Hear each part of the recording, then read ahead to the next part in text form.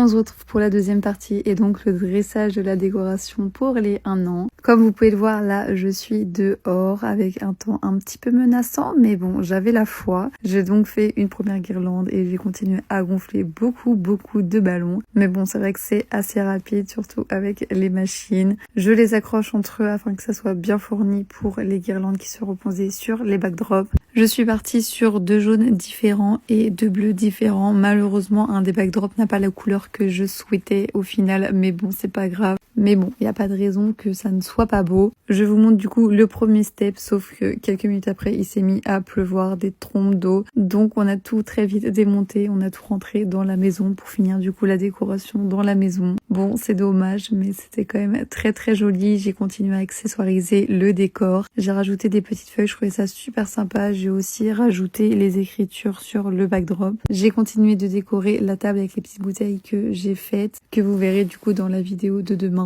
Ma petite maman était là pour m'aider et heureusement parce qu'il y avait un peu de travail quand même. Voilà un petit peu le résultat de ce que ça donne. Je trouve ça très joli. Et oui, personnellement, je trouve que pour les 1 an d'un bébé, je trouve ça très joli. Que ça n'en déplaise à certains. Mais bon, bref, je mets mon petit spray magique pour que les ballons brillent bien. Et je vous rassure, elle était émerveillée par tous ces ballons et toutes ces couleurs. L'année prochaine, on fera quelque chose qu'elle appréciera. Ne vous inquiétez pas pour ça. Je vous montre le gâteau et je vous fais des bisous.